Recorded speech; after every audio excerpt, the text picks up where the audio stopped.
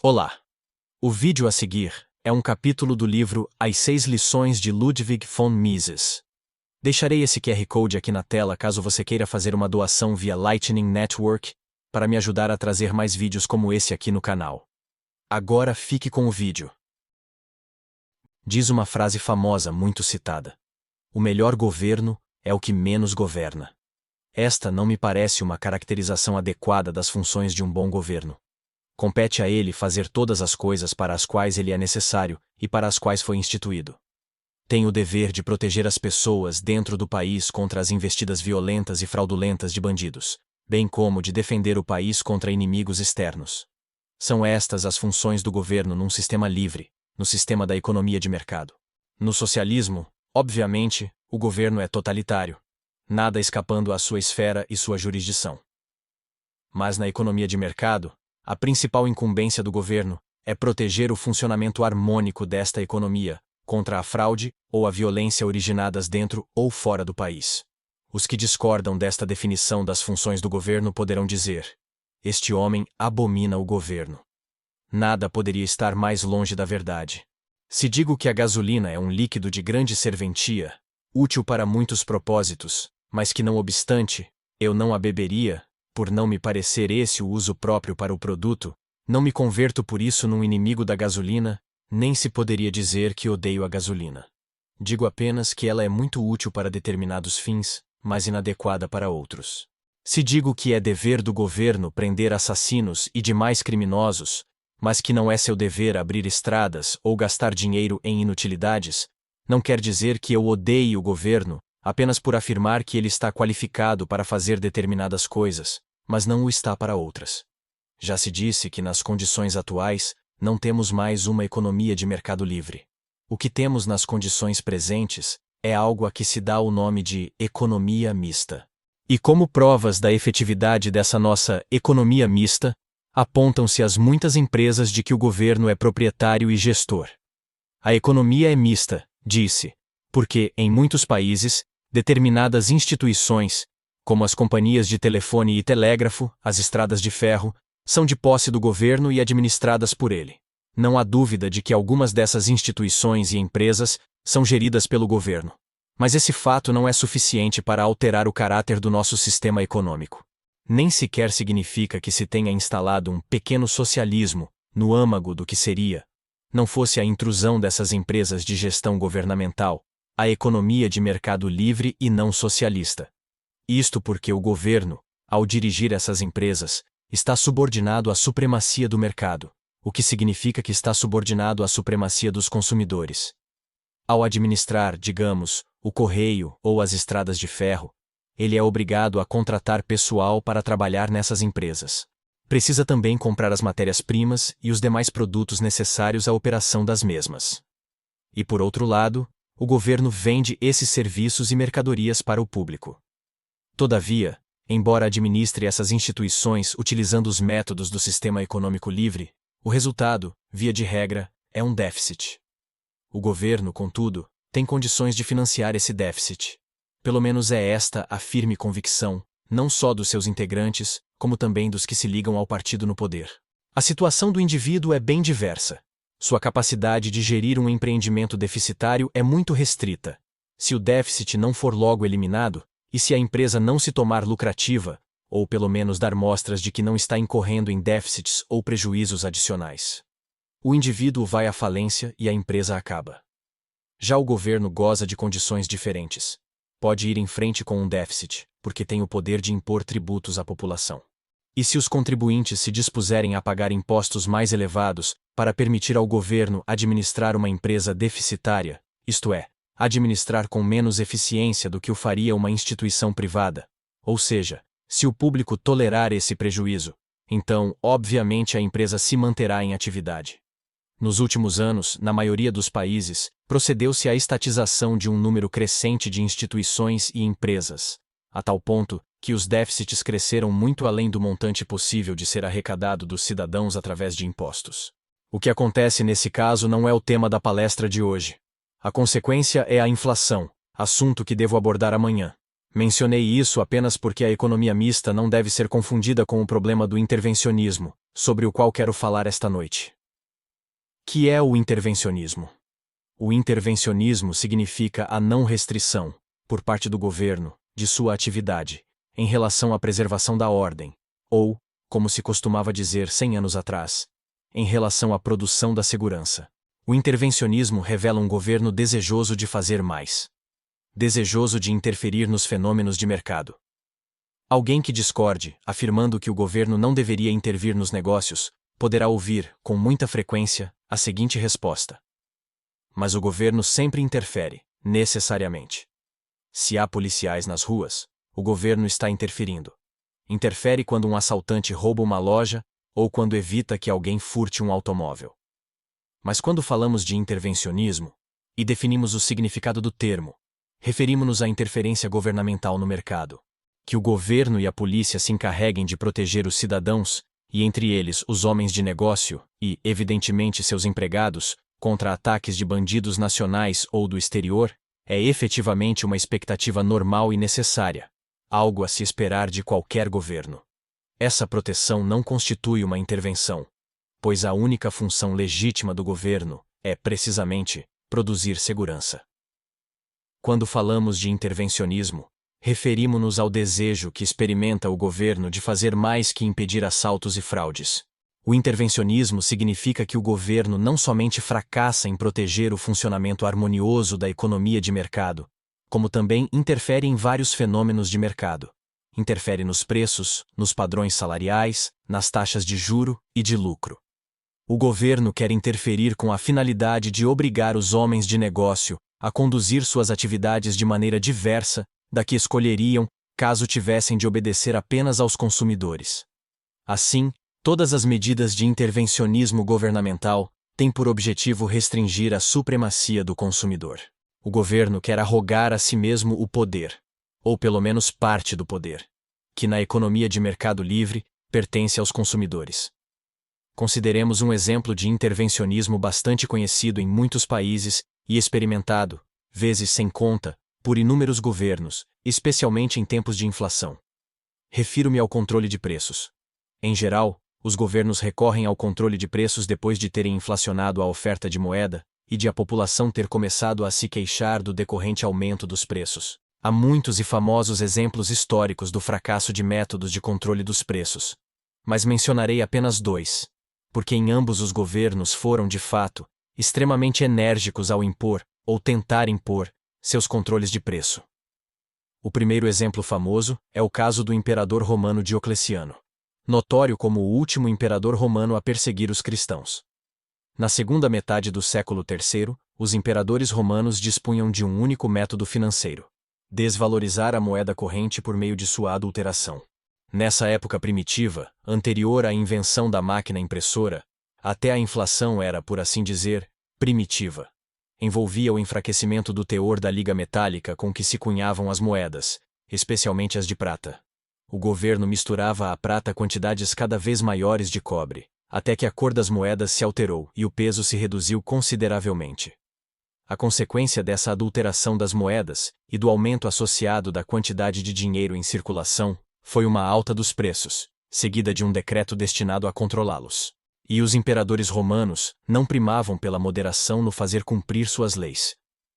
A morte não lhes parecia uma punição demasiado severa para quem ousasse cobrar preços mais elevados que os estipulados. Conseguiram impor o controle de preços, mas foram incapazes de preservar a sociedade. A consequência foi a desintegração do Império Romano e do sistema da divisão do trabalho. 15 séculos mais tarde, a mesma adulteração do dinheiro teve lugar durante a Revolução Francesa. Mas desta vez, utilizou-se um método diferente. A tecnologia para a produção de dinheiro fora consideravelmente aperfeiçoada. Os franceses já não precisavam recorrer à adulteração da liga metálica empregada na cunhagem das moedas. Tinham a máquina impressora. E esta era extremamente eficiente. Mais uma vez, o resultado foi uma elevação dos preços sem precedentes. Mas na Revolução Francesa, os preços máximos não foram garantidos através do mesmo método de aplicação da pena capital de que lançara mão o imperador Diocleciano. Produzira-se um aperfeiçoamento também na técnica de matar cidadãos. Todos se lembram do famoso doutor Joseph Ignace Guillotin, o inventor da guilhotina. No entanto, apesar da guilhotina, os franceses também fracassaram com suas leis de preço máximo. Quando chegou a vez de Robespierre ser conduzido numa carroça rumo à guilhotina, o povo gritava: "Lá vai o bandido mor!" Se menciono este fato, é porque é comum ouvir. O que é preciso para dar eficácia e eficiência ao controle de preços é apenas maior implacabilidade e maior energia.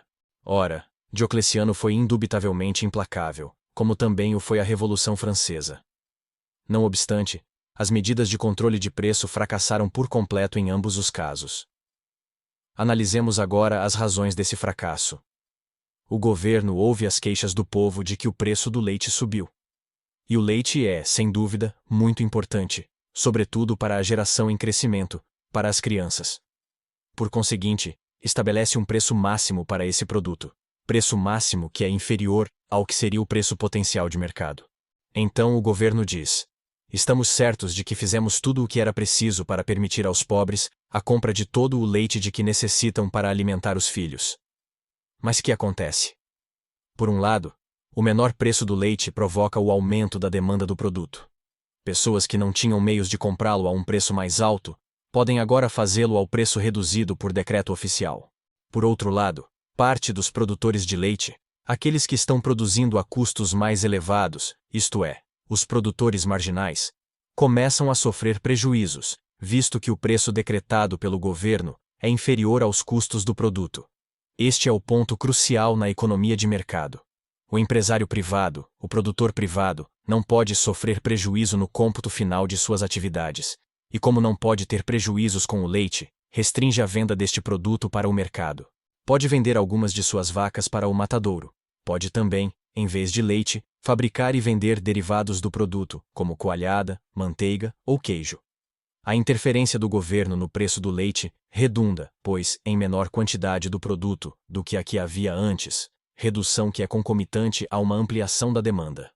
Algumas pessoas dispostas a pagar o preço decretado pelo governo não conseguirão comprar leite. Outro efeito é a precipitação de pessoas ansiosas por chegarem em primeiro lugar às lojas. São obrigadas a esperar do lado de fora. As longas filas diante das lojas parecem sempre um fenômeno corriqueiro, numa cidade em que o governo tenha decretado preços máximos para as mercadorias que lhe pareciam importantes. Foi o que se passou em todos os lugares onde o preço do leite foi controlado. Por outro lado, isso foi sempre prognosticado pelos economistas, obviamente apenas pelos economistas sensatos, que, aliás, não são muito numerosos. Mas qual é a consequência do controle governamental de preços? O governo se frustra. Pretendia aumentar a satisfação dos consumidores de leite, mas na verdade, descontentou-os. Antes de sua interferência, o leite era caro, mas era possível comprá-lo. Agora a quantidade disponível é insuficiente. Com isso, o consumo total se reduz. As crianças passam a tomar menos leite e chegam a não mais tomá-lo. A medida a que o governo recorre em seguida é o racionamento. Mas racionamento significa tão somente que algumas pessoas são privilegiadas e conseguem obter leite, enquanto outras ficam sem nenhum. Quem obtém e quem não obtém é obviamente algo sempre determinado de forma muito arbitrária. Pode ser estipulado, por exemplo, que crianças com menos de 4 anos de idade devem tomar leite, e aquelas com mais de 4, ou entre 4 e 6, devem receber apenas a metade da ração a que as menores fazem jus. Faça o governo o que fizer, permanece o fato de que só há disponível uma menor quantidade de leite. Consequentemente, a população está ainda mais insatisfeita que antes. O governo pergunta então aos produtores de leite, porque não têm imaginação suficiente para descobrir por si mesmo. Por que não produzem a mesma quantidade que antes? Obtém a resposta: é impossível, uma vez que os custos de produção são superiores ao preço máximo fixado pelo governo. As autoridades se põem em seguida a estudar os custos dos vários fatores de produção, vindo a descobrir que um deles é a ração. Pois bem, diz o governo, o mesmo controle que impusemos ao leite, vamos aplicar agora à ração. Determinaremos um preço máximo para ela, e os produtores de leite poderão alimentar seu gado a preços mais baixos, com menor dispêndio. Com isto, tudo se resolverá. Os produtores de leite terão condições de produzir em maior quantidade e venderão mais. O que acontece nesse caso? Repete-se, com a ração, A mesma história acontecida com o leite. E, como é fácil depreender, pelas mesmíssimas razões. A produção de ração diminui, e as autoridades se veem novamente diante de um dilema. Nessas circunstâncias, providenciam novos interlocutores, no intuito de descobrir o que há de errado com a produção de ração. E recebem dos produtores de ração uma explicação idêntica à que lhes fora fornecida pelos produtores de leite. De sorte que o governo é compelido a dar um outro passo, já que não quer abrir mão do princípio do controle de preços. Determina preços máximos para os bens de produção necessários à produção de ração. E a mesma história, mais uma vez, se desenrola. Assim, o governo começa a controlar não mais apenas o leite, mas também os ovos, a carne e outros artigos essenciais. E todas as vezes alcança o mesmo resultado, por toda parte a consequência é a mesma. A partir do momento em que fixa preços máximos para bens de consumo, vê-se obrigado a recuar no sentido dos bens de produção, e a limitar os preços dos bens de produção necessários à elaboração daqueles bens de consumo com preços tabelados. E assim o governo, que começara com o controle de alguns poucos fatores, recua cada vez mais em direção à base do processo produtivo, fixando preços máximos para todas as modalidades de bens de produção, incluindo-se aí, evidentemente, o preço da mão de obra, pois, sem controle salarial, o controle de custos, efetuado pelo governo seria um contrassenso. Ademais, o governo não tem como limitar sua interferência no mercado apenas ao que se lhe afigura como bem de primeira necessidade. Leite, manteiga, ovos e carne. Precisa necessariamente incluir os bens de luxo, porquanto, se não limitasse seus preços, o capital e a mão de obra abandonariam a produção dos artigos de primeira necessidade e acorreriam à produção dessas mercadorias que o governo reputa supérfluas. Portanto, a interferência isolada no preço de um ou outro bem de consumo sempre gera efeitos, e é fundamental compreendê-lo, ainda menos satisfatórios que as condições que prevaleciam anteriormente. Antes da interferência, o leite e os ovos são caros. Depois, começam a sumir do mercado. O governo considerava esses artigos tão importantes que interferiu. Queria torná-los mais abundantes, ampliar sua oferta. O resultado foi o contrário. A interferência isolada deu origem a uma situação que, do ponto de vista do governo, é ainda mais indesejável que a anterior, que se pretendia alterar.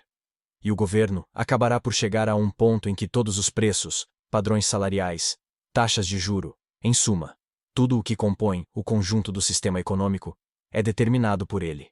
E isso, obviamente, é socialismo. O que lhes apresentei aqui, nesta explanação esquemática e teórica, foi precisamente o que ocorreu nos países que tentaram impor preços máximos, países cujos governos foram teimosos o bastante para avançarem passo a passo até a própria derrocada. Foi o que aconteceu, na Primeira Guerra Mundial, com a Alemanha e a Inglaterra. Analisemos a situação que existia nos dois países. Ambos experimentavam a inflação. Como os preços subiam, os dois governos impuseram controles sobre eles. Tendo começado com apenas alguns preços, nada mais que leite e ovos, foram forçados a avançar cada vez mais. Mais a guerra se prolongava, maior se tornava a inflação. E após 3 anos de guerra, os alemães, de maneira sistemática, como é de seu estilo, elaboraram um grande plano. Chamaram-no Plano Hindenburg. Naquela época, tudo na Alemanha que parecia bom ao governo era batizado de Hindenburg. O Plano Hindenburg estabelecia o controle governamental sobre todo o sistema econômico do país. Preços, salários, lucros, tudo. E a burocracia tratou imediatamente de pôr em prática este plano. Mas, antes de concluí-lo, veio a derrocada. O Império Alemão desintegrou-se, o aparelho burocrático esfacelou-se, a Revolução produziu seus efeitos terríveis, tudo chegou ao fim. Os fatos, na Inglaterra, inicialmente ocorreram dessa mesma maneira. Mas, depois de algum tempo, na primavera de 1917, os Estados Unidos entraram na guerra e abasteceram os ingleses com quantidades suficientes de tudo. Dessa forma, o caminho do socialismo, o caminho da servidão, foi obstado. Antes da ascensão de Hitler ao poder, o controle de preços foi mais uma vez introduzido na Alemanha pelo chanceler Brüning, pelas razões de costume. O próprio Hitler aplicou-o antes mesmo do início da guerra. Na Alemanha de Hitler, não havia empresa privada ou iniciativa privada. Na Alemanha de Hitler, havia um sistema de socialismo que só diferia do sistema russo, na medida em que ainda eram mantidos a terminologia e os rótulos do sistema de livre economia. Ainda existiam empresas privadas, como eram denominadas, mas o proprietário já não era um empresário. Chamavam-no gerente ou chefe de negócios, Betriebsführer. Todo o país foi organizado numa hierarquia de Führers. Havia o Führer supremo, obviamente Hitler. E em seguida uma longa sucessão de Führers, em ordem decrescente, até os Führers do último escalão. E assim, o dirigente de uma empresa era o Betriebsführer. O conjunto de seus empregados, os trabalhadores da empresa, era chamado por uma palavra que na Idade Média designara o séquito de um senhor feudal, o Gefolgschaft. E toda essa gente tinha de obedecer às ordens expedidas por uma instituição que ostentava o nome assustadoramente longo de Reichsführer Wirtschaftsministerium, Ministério da Economia do Império, a cuja frente estava o conhecido gorducho Göring, enfeitado de joias e medalhas. E era desse corpo de ministros de nome tão comprido que emanavam todas as ordens para todas as empresas. O que produzir, em que quantidade, onde comprar matérias-primas e quanto pagar por elas, a quem vender os produtos e a que preço. Os trabalhadores eram designados para determinadas fábricas e recebiam salários decretados pelo governo. Todo o sistema econômico era agora regulado, em seus mínimos detalhes, pelo governo.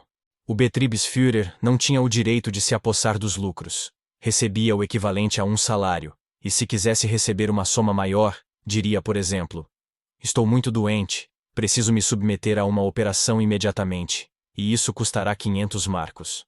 Nesse caso, era obrigado a consultar o Führers do distrito, o Gauführer ou Gauleiter, que o autorizaria, ou não, a fazer uma retirada superior ao salário que lhe era destinado. Os preços já não eram preços.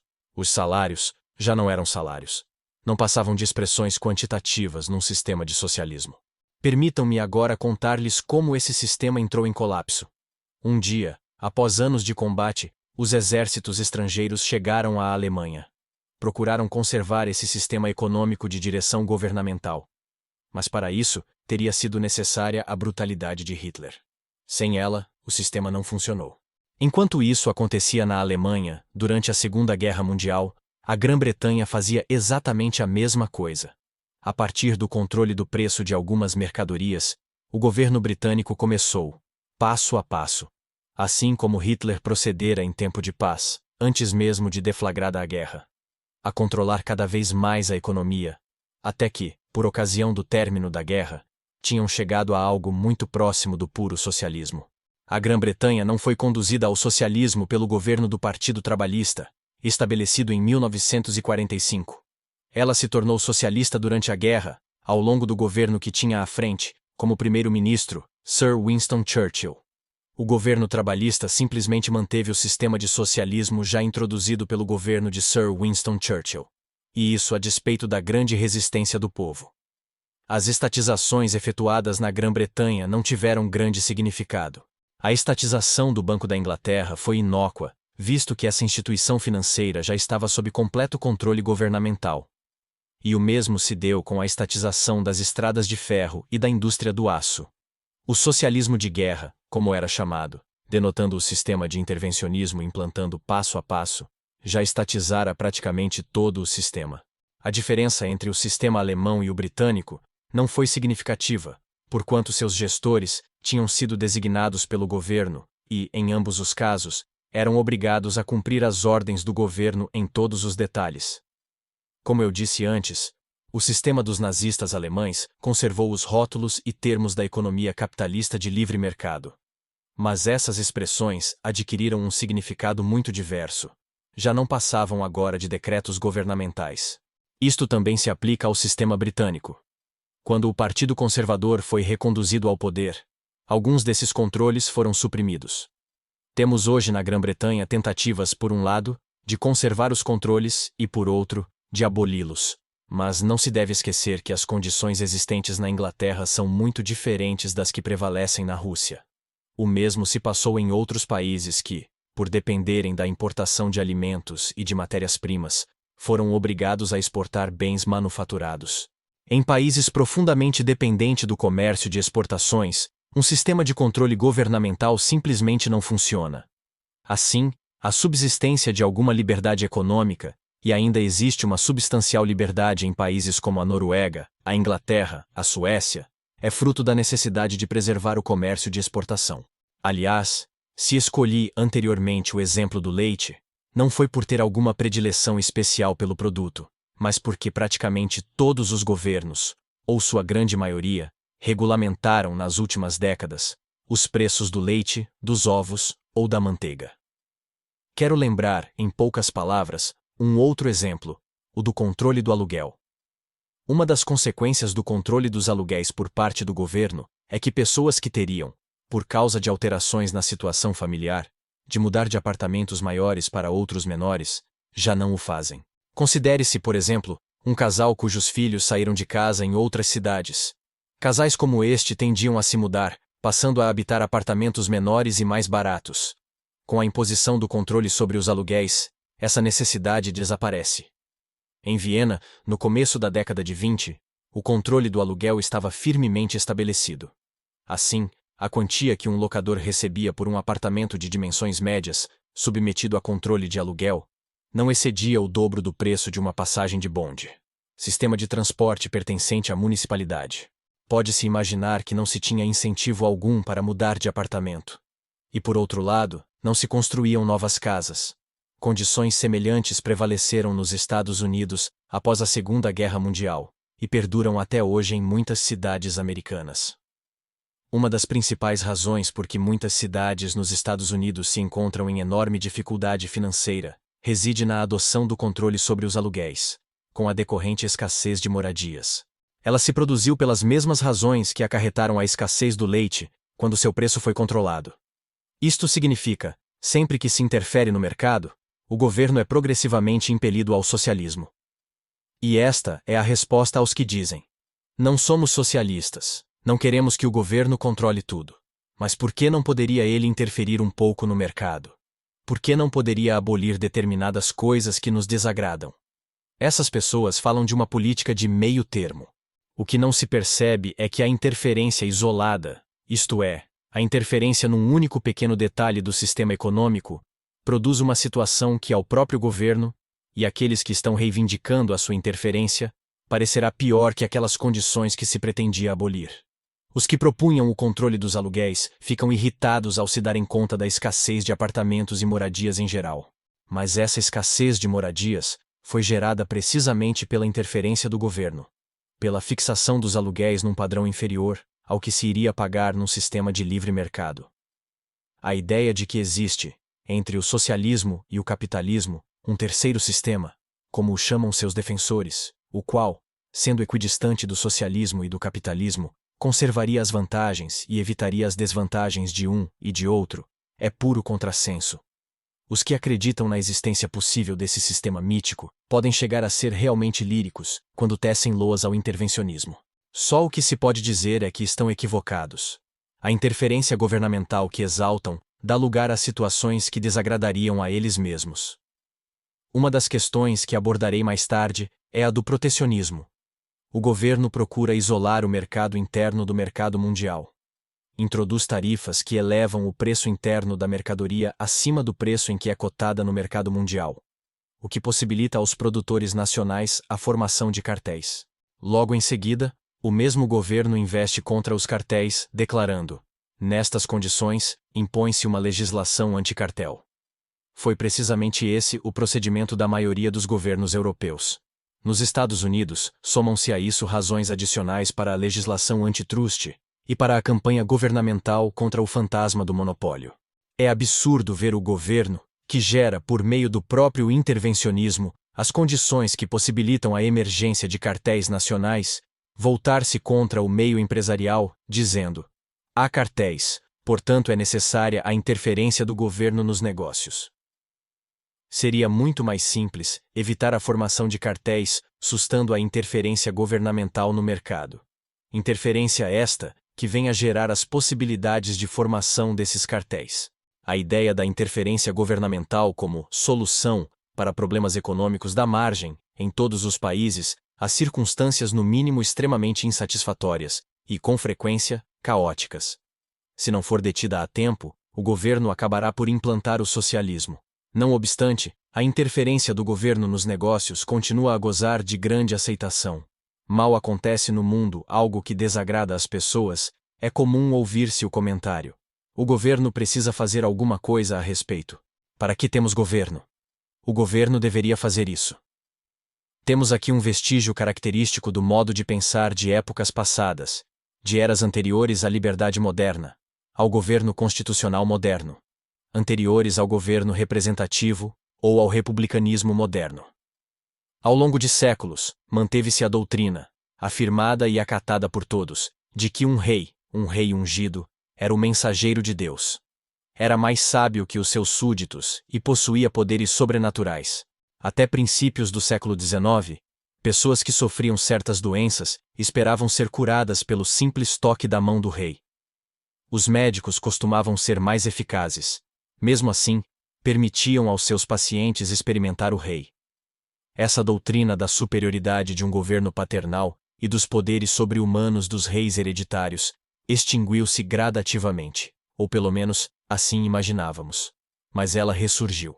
O professor alemão Werner Sombart, a quem conheci muito bem, homem de renome mundial, foi doutor honoris causa de várias universidades e membro honorário da American Economic Association. Esse professor escreveu um livro que tem tradução para o inglês, publicada pela Princeton University Press, para o francês e provavelmente também para o espanhol. Ou melhor, espero que tenha, para que todos possam conferir o que vou dizer. Nesse livro, publicado não nas trevas da Idade Média, mas no nosso século, esse professor de economia diz simplesmente o seguinte: o Führer, nosso Führer, refere-se, é claro, a Hitler, recebe instruções diretamente de Deus, o Führer do universo. Já me referi antes a essa hierarquia de Führers, e nela situei Hitler como o Führer supremo. Mas, ao que nos informa Werner Sombart, há um Führer em posição ainda mais elevada. Deus, o Führer do universo. E Deus, escreve ele, transmite suas instruções diretamente a Hitler. Naturalmente, o professor Sombart não deixou de acrescentar com muita modéstia: não sabemos como Deus se comunica com o Führer, mas o fato não pode ser negado. Ora, se ficamos sabendo que semelhante livro pôde ser publicado em alemão, a língua de um país outrora exaltado como a nação dos filósofos e dos poetas, e o vemos traduzido em inglês e francês, já não nos espantará que mesmo um pequeno burocrata venha, um dia, a se considerar mais sábio e melhor que os demais cidadãos, e deseje interferir em tudo, ainda que ele não passe de um reles burocratazinho, em nada comparável ao famoso professor Werner Sombart, membro honorário de tudo quanto é entidade. Haveria um remédio contra tudo isso? Eu diria que sim. Há um remédio. E esse remédio é a força dos cidadãos. Cabe-lhes impedir a implantação de um regime tão autoritário que se arrogue uma sabedoria superior à do cidadão comum. Esta é a diferença fundamental entre a liberdade e a servidão. As nações socialistas atribuíram a si mesmas a designação de democracia. Os russos chamam seu sistema de democracia popular. Provavelmente sustentam que o povo está representado na pessoa do ditador. Penso que aqui na Argentina, um ditador recebeu a resposta que merecia. Esperamos que outros ditadores, em outras nações, recebam resposta semelhante. Bom, e esse foi o vídeo de hoje. Caso você queira ajudar o canal, mande uma doação através desse QR Code, via Lightning Network, para me ajudar a trazer mais vídeos como esse. Até o próximo vídeo.